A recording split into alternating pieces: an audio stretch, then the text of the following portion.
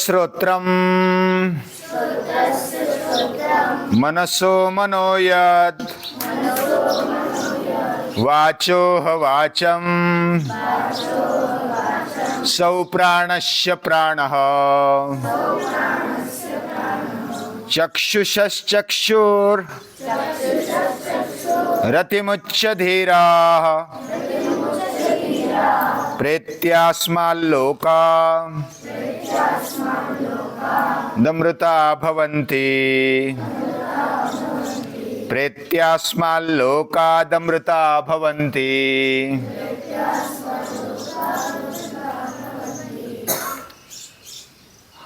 केनोपनिषद में जो शुरुआत हुई वह प्रश्नों से ही शुरुआत हो गई। जो जिज्ञासु है, जानने के लिए तत्पर है, विनम्र भी है और सेवा भाव से भरपूर है, ऐसा विद्यार्थी वह सच्चा विद्यार्थी होता है। और उपनिषदों में संवाद है, गुरु शिष्यों का संवाद है।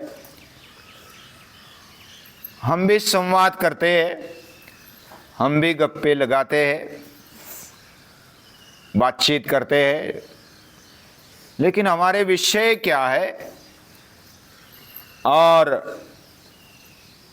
जो वेद काल में, उपनिषद काल में जो भी बातचीत हुई उनके विषय क्या है, उनकी बातचीत वे शास्त्र बन गया और हमारी बातचीत व्यर्थ हो जाती है। क्यों व्यर्थ हो जाती है? हम सामान्य है और हम अभ्यास कर रहे हैं कि हम सामान्य होने पर भी असामान्य हैं। लेकिन जब सामान्य लेवल पर विचार करते हैं तो केवल हम एक दूसरे की निंदा करते हैं, कभी स्तुति करते हैं, कभी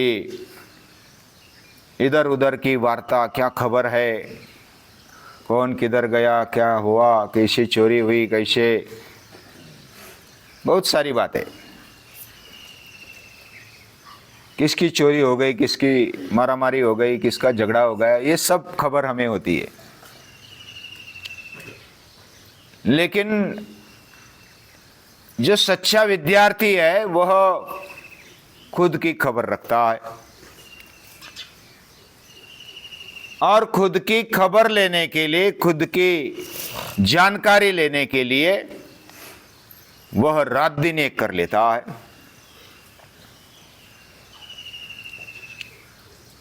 वह जब अपने आप से पूछता है तो भी उसको उत्तर जल्दी नहीं मिलता, तो वो गुरु से पूछता है, शिक्षक से पूछता है। और ऐसे प्रश्न पूछता है कि शिक्षक भी, गुरु भी आश्चर्यचकित हो जाए। यानी आश्चर्यचकित करने के लिए नहीं पूछता है, लेकिन उसकी सचमुच की जिज्ञासा है अंदर। केने शीतम पतति प्रेषितम मनः, ये मन को कौन प्रेरणा देता है? मन का फंक्शन कैसे चलता है? कौन मन को कार्यान्वित करता है? कौन पहला प्राण भरने की प्रेरणा देता है? कौन ये ऊर्जा देता है? कौन हमारे इंद्रियों को चलाता है? इंद्रियों के जो पीछे वाली शक्ति है वो कौन सी है? ऐसे प्रश्न पूछना ये कोई सामान्य बात नहीं है। जो केवल इंद्रियों के लेवल पर खाता है, पीता है, देखता है, सुनता है, सूंघता है, चखता है, स्पर्श करता है, बाह्य लेवल पर जो केवल कार्य कर रहा है उसके ये प्रश्न नहीं हो सकते। वो गहराई से सोचता है और गहराई से सोच करके क्या हम जो भी इंद्रियों से कार्य करते हैं, विषय भोगते हैं, तो क्या उसमें सचमुच तृप्ति है? थोड़ी देर के लिए हमें तृप्ति लगती है, संतुष्ट हो जाते हैं, भूख लगी, खाना खाया, तृप्त हो गए, फिर 4 घंटे बाद, 6 घंटे बाद फिर लाओ खाना, ऐसा होता है ना। यानी हम जो भी इच्छा करते हैं, उस इच्छा पूर्ति के लिए जो भी कार्य करते हैं, उसमें सातत्यपूर्ण तृप्ति नहीं होती। यानी शाश्वत संतोष हमें चाहिए, शाश्वत तृप्ति चाहिए, और इसके लिए पूछा गया ये प्रश्न है। और इसलिए ये प्रश्न महत्वपूर्ण है, ये उपनिषद बन जाता है, ये वेद बन जाता है, ये शास्त्र बन जाता है। ऐसे प्रश्न हमें जीवन के बारे में सोच विचार करने के लिए बाध्य कर देते हैं कि कौन हूं मैं, मेरे इंद्रियों को ताकत देने वाली शक्ति कौन है। इसका जवाब ढूंढने के लिए शिष्य या तो विद्यार्थी, जिज्ञासु, वह तड़प रहा है। और शिक्षक भी कैसे है, गुरु कैसे है? वे धैर्यशील है, वे विद्यार्थी को स्वयं विचार करने के लिए प्रेरित करते हैं। श्रोत्रस्य श्रोत्रम मनसो मनोयद, वो उत्तर देने लगे हैं। जो कान का भी कान है, मन का भी मन है, वाणी की भी वाणी है, प्राण का भी प्राण है, आंखों की भी आंख है, और ऐसा जो है वह धीर अमृतत्व को प्राप्त होता है, ऐसा जो जानता है। तो ये बात वैसे घुमा फिरा कर बताई, घुमा फिरा कर इसलिए बताए कि हम खुद विचार करने लगे। जो कानों का कान कौन, हमें तो कान दिखता है ऊपर ऊपर वाला। हर दिन हर समय हमें नया लगना चाहिए।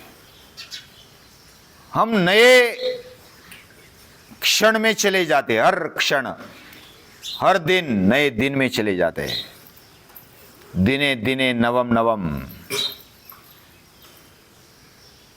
वेदों में एक ऋचा है, नवो नवो भवति जायमानः।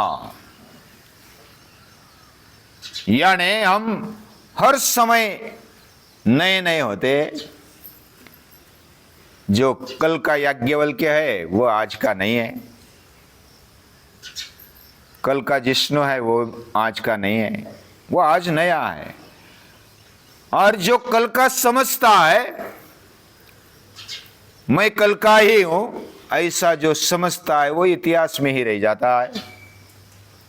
कल तो कल हो गया, और आज का भी हम कल का ही सोचते तो आज का वर्तमान भी खराब हो गया, और भविष्य भी खराब होगा। भविष्य तो हमारे हाथ में नहीं है, भूतकाल तो चला गया। जो भूतकाल की बातें ज्यादा स्मरण करने वाला, वह वर्तमान बिगाड़ता है और भविष्य खराब करता है। जो हर समय अपने आप को नया समझता है, मैं नया हूं, मैं नवीन हूं, ऐसा जो समझता है वह सच्चा विकास कर पाता है। पेड़ हो, पौधा हो, नदी हो, सूर्य हो, वो हर रोज नया है। पेड़ का रोज एक अंकुर आ जाता है, नया पत्ता आ जाता है, नया आकार उसका हो जाता है, हमें समझ में नहीं आता। हमारा भी शरीर कल जो था आज बदल गया है, हर क्षण बदलता है। और ये जो नयापन है ये हमें जागृत रखता है। हमारे इंद्रिय, हमारा शरीर यह नया होता है। हमारे अंदर का चैतन्य नया होने के कारण नया होता है। यह नयापन उससे है। ऐसा जो इंद्रियातीत विचार करता है, केवल भोग भोगने के विचार के अलावा जो विचार करता है वो ये सोच पाता है। अन्यथा ऐसा सोचना ये बहुत मुश्किल है। क्या हम ऐसा सोच पाते हैं? कानों का कान कौन है? एक कहानी बताता हूं, छोटी सी है।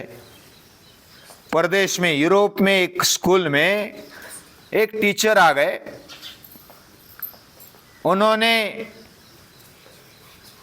उस टीचर ने सभी को एक एक चॉकलेट दे दिया। चॉकलेट तो बच्चों को बहुत अच्छा लगता है, तो चॉकलेट दे दिया सभी को। और शिक्षक बोले कि 10 मिनट रुको, बाद में खाना। मैं एक महत्वपूर्ण कार्य के लिए जाकर आता हूं, तब तक खाना नहीं। सभी को तो बांट दिए और शिक्षक चले गए। टीचर चले जाने के बाद 1 मिनट हो गया, चॉकलेट को देखते थे। अरे ये तो अभी 10 मिनट रुकना है और फिर किसको खाना है? हमें ही खाना है, बाद में भी खाना है, अभी भी खाना है। तो खा लेते हैं। किसी किसी ने विचार किया, फिर रैपर खोला और थोड़ा टेस्ट ले लिया। अरे वाह, बहुत अच्छा चॉकलेट है। पानी आ गया सामने वाले का, आजू बाजू का। तो बाजू वाले ने देखा इसने खा लिया तो हम भी खा लेते हैं। थोड़ा थोड़ा चक चक के पूरा 5 मिनट के अंदर चॉकलेट खत्म। बाद में 10 मिनट के बाद 11वें मिनट में शिक्षक आ गए। वह बोले कि अभी खाओ चॉकलेट। तो बाकियों ने तो खा लिए थे, लेकिन 5 विद्यार्थी ऐसे बचे थे। 5 विद्यार्थी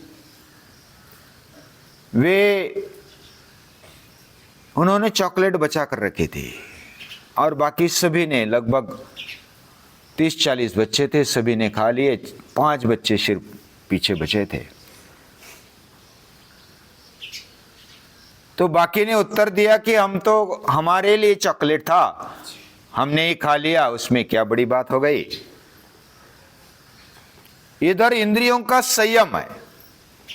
शिक्षक ने क्या कर दिया, उनका नाम लिख लिया अपने डायरी में, जो पर्सनल डायरी थी उसमें नाम लिख लिया कि ये जो 5 विद्यार्थी है, केवल 5 का ही नाम लिखा और जाने दो, कोई बात नहीं, ऐसा बोल के क्लास शुरू हुआ। बाद में 10-15 साल बाद वो 5 का नाम उस शिक्षक ने ढूंढा कि 15 साल पहले ये 5 बच्चों ने इंद्रिय संयम करके चॉकलेट 10 मिनट बाद खाई थी। वो बाकियों के घर पे भी जाता है और वो 5 जो थे ना, उनके घर पे भी जाता है।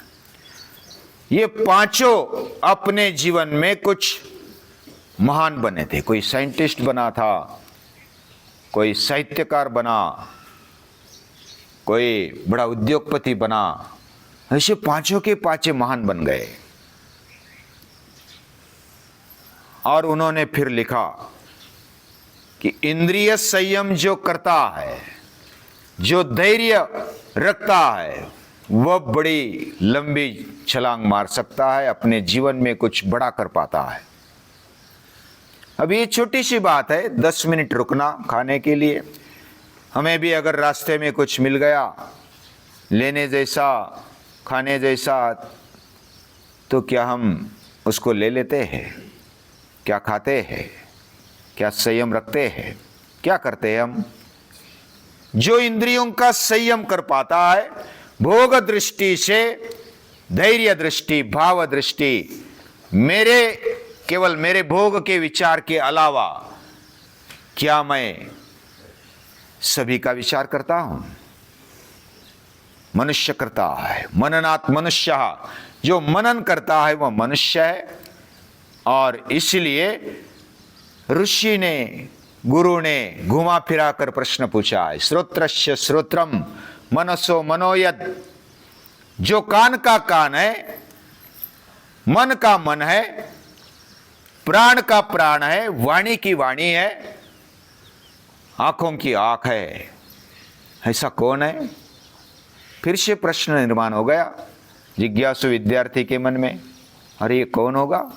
कान का कान हमें तो दिखता नहीं, कान तो ऊपर दिखता है, लेकिन कान का भी कान, जो ये कान सुनता है, लेकिन ये सुनने के अलावा भी और कोई सुन सकता है। ये आंख से हम देखते हैं, उसके आंख से देखने के बजाय देखने के बाहर भी कोई देखता है, अंदर भी कुछ देखता है। ऐसा कोई आंख है? ऐसी कोई वाणी है? ऐसा कोई प्राण है जो प्राणों का भी प्राण, प्राणों को भी प्राण देने वाला? ऐसा कौन सा प्राण है? ये विचार करने जैसी बात है। ऐसा जो विचार करता है, ये विचार करने के लिए प्रवृत्त किया, इंद्रियों से ऊपर उठने के लिए प्रवृत्त किया है। यह गुरु की वाणी है, यह शिक्षक की वाणी है। वो प्रेरणा देती विद्यार्थियों को अपने आप उठने के लिए। जो आधार ढूंढता है उसके लिए स्वयं आधार देने वाला गुरु होता है।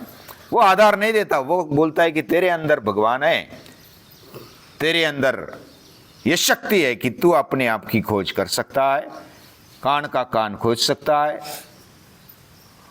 आंखों की आंख खोज सकता है, वाणी की वाणी खोज सकता है, प्राणों के प्राण भी तू ढूंढ सकता है। यह ऐसा घुमा फिरा कर प्रश्न पूछा, यानी प्रश्न के बदले फिर से प्रश्न हुआ। विद्यार्थी और जिज्ञासु से भर गया, तो क्या करेगा वो? और ढूंढेगा और विचार करेगा। और वही मनुष्य है जो विचार करने के लिए प्रवृत्त हो जाता है। गैरामी इंद्रियों से हमने पहले मंत्र में एक बात सुनी कि हमें अगर उपनिषद समझना है तो क्या बात करनी पड़ेगी? हम बुद्धि को चलाए, और दूसरी बात इंद्रियों से परे सोचे। क्या हम खाते पीते हैं केवल खाने पीने के लिए हम हैं? क्या हम सोते उठते हैं क्या सोने उठने के लिए हम हैं? ऐसा विचार करने वाला, इंद्रियों के उस पार विचार करने वाला, जो दिखता नहीं है, वो कौन सी ऐसी शक्ति है? ऐसा विचार करने वाला वो इंद्रियातीत विचार करता है। हम भी ऐसे विचार करने वालों में हैं, है ना? तो ऐसे विचार करने की प्रेरणा देने वाले जो भी ऋषि हुए, महान महापुरुष हुए, उनको याद करते हैं और उनको नमन